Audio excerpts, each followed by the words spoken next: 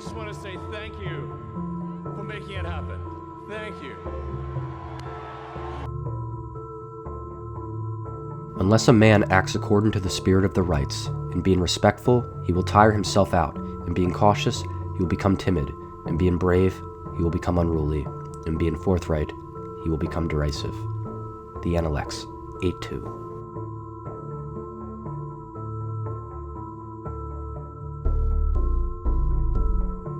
Confucius, born Kongqiu, was the Chinese philosopher of the Middle Ages. His bequest was preeminent, but his teachings seem to mean more now than ever. In this essay, I will be delving into 3 components of Confucius' core beliefs, all of which tie into the current state of our world. Component 1. Education.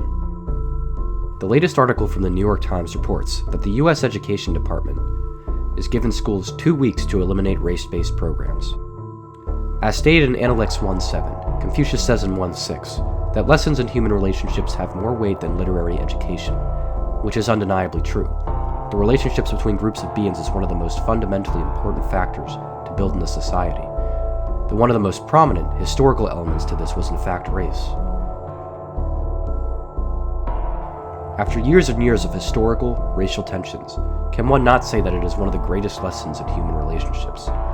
If we are going to provide education to a diverse group of students, how can race-based lessons not be taught? Not to mention that once we forget history, history often repeats.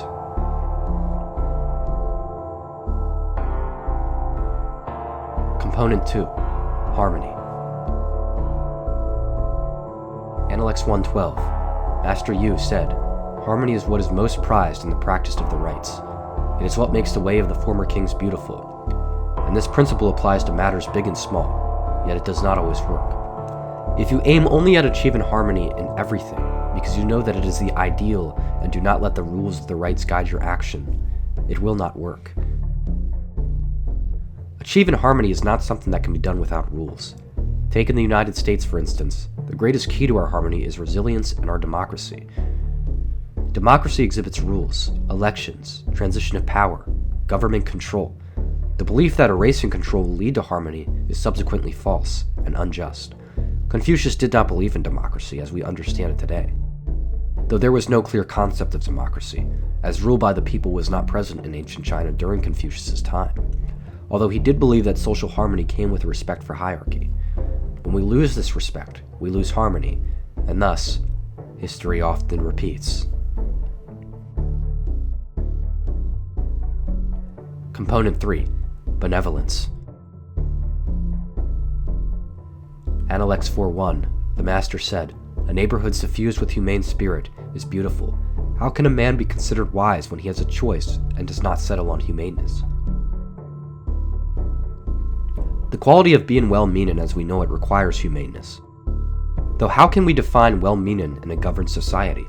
Well, it's simple. It is the quality of moral sacrifice over self-preservation. This is the act of benevolence, thus the act of harmony, and finally, the act of a well-governed society. Probably the 2 most common political ideologies that co-align with this philosophy are that of social equality, egalitarianism.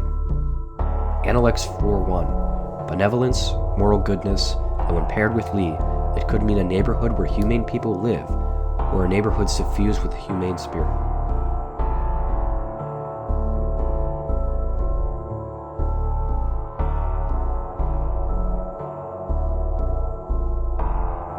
The humane spirit can go many different ways, disarrayed or peacefully.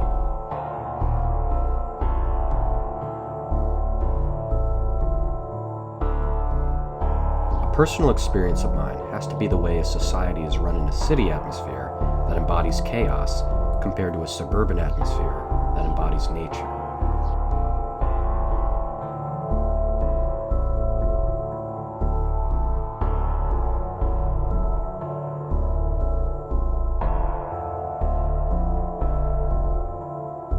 With the city, there is often chaos.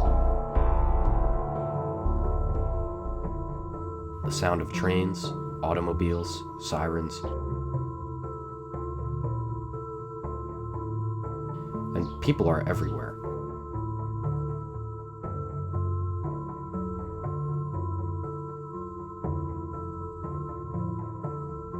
while compared to the woods, for instance, we hear the sound of birds, crunching leaves, water flowing.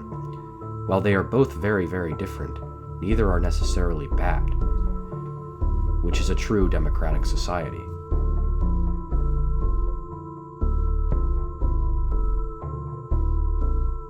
Because they both have a particular set of systems and values that fit everybody's needs.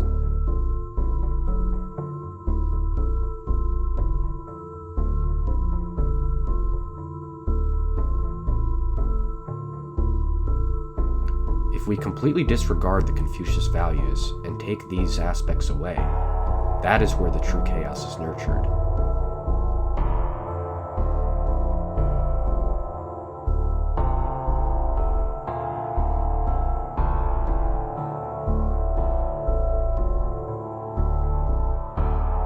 And both sides would fall.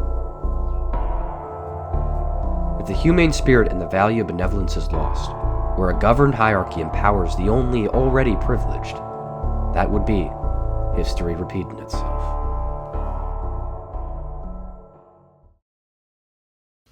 Yes, sir. I want to ask you a little closer to home. What would it take for you to reconsider the restrictions on the Associated Press?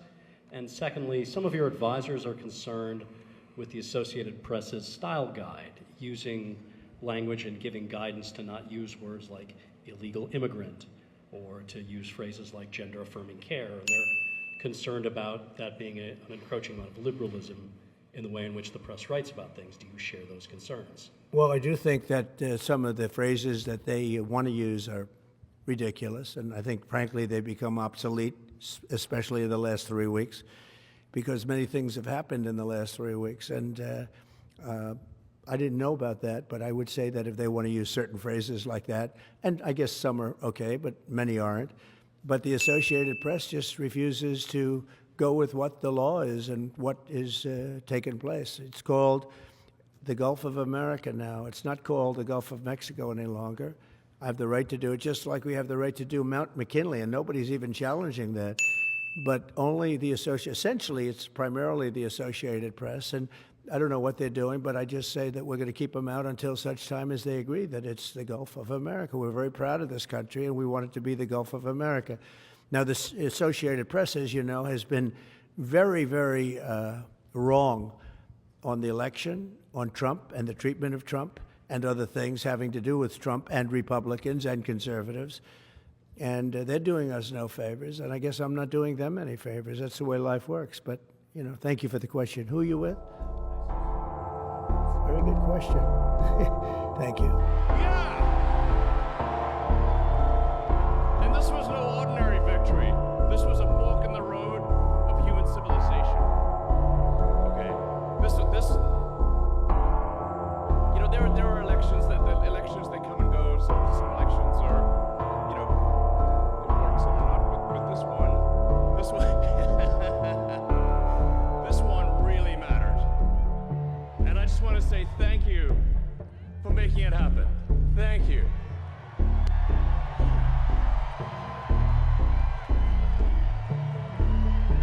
My heart goes out to you.